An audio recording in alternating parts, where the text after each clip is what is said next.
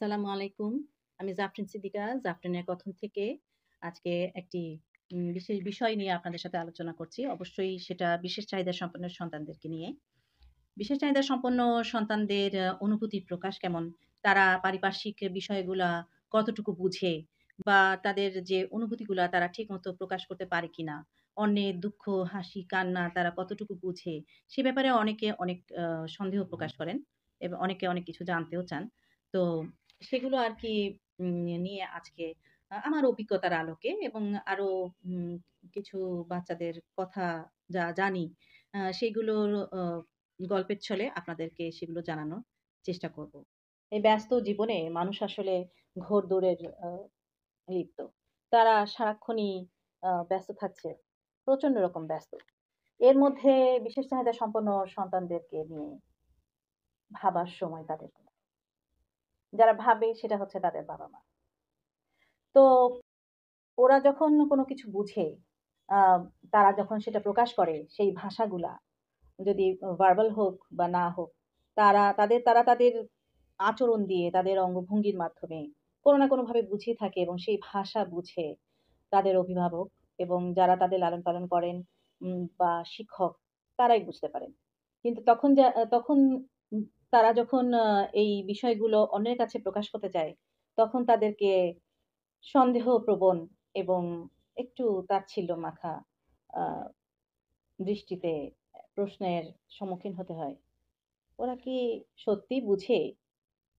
ওরা কি বিষয়টা আসলেই বুঝে? তখন সেই বাবা-মার কেমন অনুভূতি হয় বলতে পারেন? তাই এই বিষয়গুলা আপনারা যদি জেনে রাখেন তাহলে ভালো। এই বাচ্চাদের জন্যই ভালো। আ আমি আমার লাবিবের আ আচরণ, লাবিবের ঘটনা এবং আমার জানা, আমার আশেপাশের মানুষের জানা কিছু ঘটনার মাধ্যমে আপনাদেরকে জানানোর চেষ্টা করছি যে আম ওরা কতটুকু আসলে বুঝে। ওরা যখন বড় হয় তখন ওরা ধীরে ধীরে আ তাদের পারিপার্শ্বিক ঘটনাগুলা কিছু আয়ত্ত করে। কিছু তারা নেগেটিভ হিসেবে নেয়, তারা কিছু পজিটিভ হিসেবে নেয়। কিন্তু তারা তাদের যে ইচ্ছা বা শখ সেগুলা তারা প্রকাশ করে এবং সেই প্রকাশগুলা তারা তাদের কাছের মানুষদের কাছে করে। আমি লাবিবের একটি ১ম এ একটি গল্প বলব। সেটা হচ্ছে আমরা বেশ কয়েকজন মানুষ মিলে কক্সবাজার বেড়াতে গেলাম। তো সেই আ মানুষদের ভিড়ে ওর কাছাকাছি বয়সী ২ টা বাচ্চা ছিল। একজন খেলনা কিনলেন। সেটা হচ্ছে রুবিকস কিউব। হুম? রুবিকস কিউব অনেকেই চিনেন হয়তোবা। আ বেশিরভাগ মানুষই চেনেন। সেটা হচ্ছে সবুজ, হলুদ, আ লাল, নীল এরকম মিলানো আরকি রং মিলানো। ওই রুবিকস কিউব উনি ওই ২ টা বাচ্চার জন্য কিনলেন এবং লাবিব যেহেতু গাড়ি পছন্দ করে এবং স্বাভাবিকভাবেই তার চিন্তায় আসে যে সে রুবিকস কিউব মিলাতে পারবে না।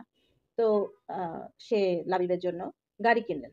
তো যখন আমরা একসঙ্গে হলাম এবং খেলনাগুলা আসলো, তখন লাবিবের মনে আ বেশ আঘাত পেয়েছি আমি বলব। আমি বলব কারণ আমি ওর মা, আমি ওর এক্সপ্রেশন বুঝি।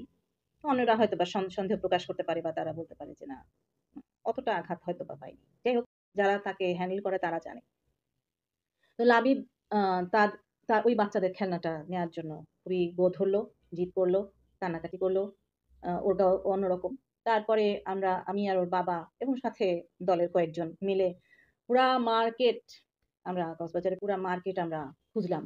ওই রুবিকস কিউবটা একটু অন্যরকম ছিল। যেটা সাধারণ রুবিকস কিউব সেরকম না। ওটার ডিজাইনটা একটু অন্যরকম ছিল। তো যাই হোক আমরা স্বাভাবিকভাবেই আর পেলাম না। দোকানে নাকি ওই ২ টাই ছিল। আ ওই বাচ্চাদের জন্যই আছে। এখন লাবিব ওই খেলনা পেল না। তো সে যা করার যে আচরণ করার সেগুলো শেষ করল।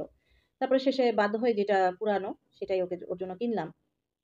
সে আ নিল কিন্তু আসলে তো ওই জিনিসটা সে পায়নি। হ্যাঁ? তার মনের কষ্টটা রয়ে গেছে এবং আশেপাশের মানুষজনরাও কিছুটা বুঝলো যে লাবিব আ হয়তোবা গাড়ি পছন্দ করে।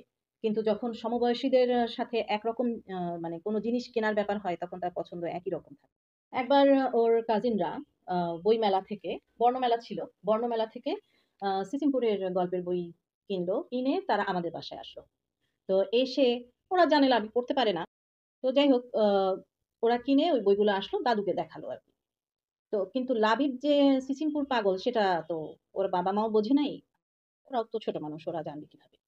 কিন্তু লাবিব তো ওই বইয়ের জন্য পাওয়ার জন্য খুব মানে ওটা হাতে নিল এবং ওটা ওটা ওটা সে নিতে চাচ্ছে, দিতে চাচ্ছে না এরকম এক্সপ্রেশন সে দেখালো। আমরা বুঝতে পারলাম। তো ওর চাচাও বলল যে, "তোমরা কিনলে ভাইয়ার জন্য কিনলে না।" তো ওরা তো আসলে জানে লাবিব পড়াশোনা করে না। লাবিব পড়তে চায় না, বই ধরে না। এ ধরনের জিনিসই ওরা জানে। ওরা কিভাবে জানবে যে লাবিব ভাইয়ার জন্য একটা কেনা উচিত। তো যাই হোক তো লাবিব যে পেল না, শেষে ওকে প্রমিস করলাম যে, "আমরা যখন বই মেলায় যাবো, বই কিনবো, তারপরে তোমাকে কিনে দিব।" তো সে মানল।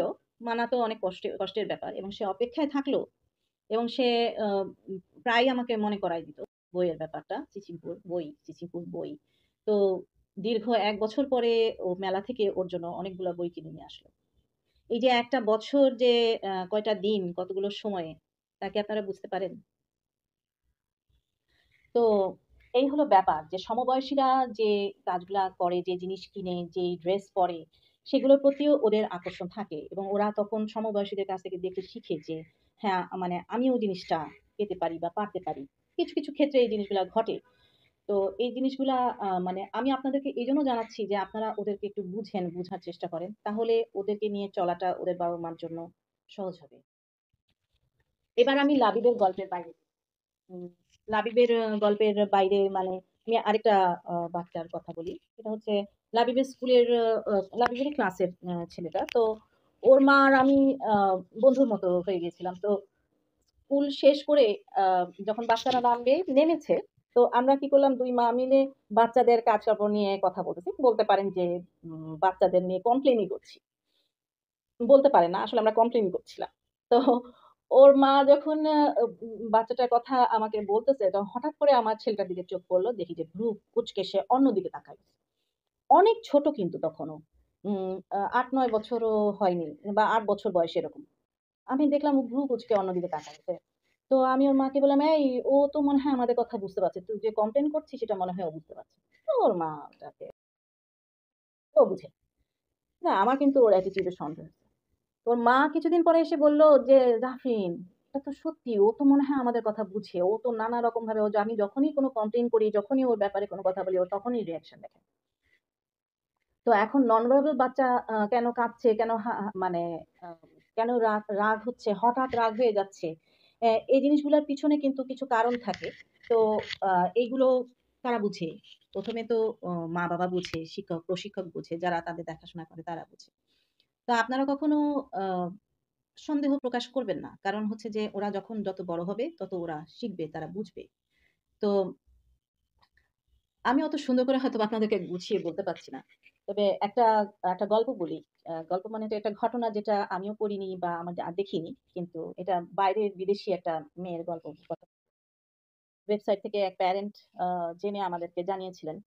একটা নন ভার্বাল একটা আ বাচ্চা মেয়ে। ১৩-১৪ বছর বয়স। অনেক আগের গল্প তো ১৩-১৪ হয়তোবা হবে বয়স। ওকে কম্পিউটারে টাইপিং শিখানো হয়েছে। টাইপিং শিখানো হওয়ার পরে যখন সে তাকে তার মা সম্পর্কে বলতে বলা হয়েছে যে, তখন সে লিখেছে যে, "মা, আ আমি জানি তুমি যখন আমার আচরণে কষ্ট পাও, মানে আমি যখন তোমাকে মারি বা আমি চিৎকার করে কান্না করি, তোমাকে হিট করি, তখন তুমি কষ্ট পাও। কিন্তু আমি নিজেকে অনেক কন্ট্রোল করার চেষ্টা করি, আমি পারি না।" আমি মানে ও এটা বলতে চাচ্ছে যে, "আমি কাজগুলো করে ফেলি, আমি নিজেকে কন্ট্রোল করতে পারি না।" কিন্তু মা, আমি তোমাকে অনেক ভালোবাসি। তো ওদের ভাষা, ওদের ভালোবাসার প্রকাশ অন্যরকম হয়। যেমন লাবিব আমাকে আ আমার কান্না দেখতে পারে না। আমি যদি একটু কাঁদি, আমার চোখে যদি একটু পানি থাকে, তাহলে ওর সাথে যেয়ে ওর বাবাকে দৌড় দিয়ে যেয়ে বলবে যে, "আম্মু কাঁদে, আম্মু কাঁদে।"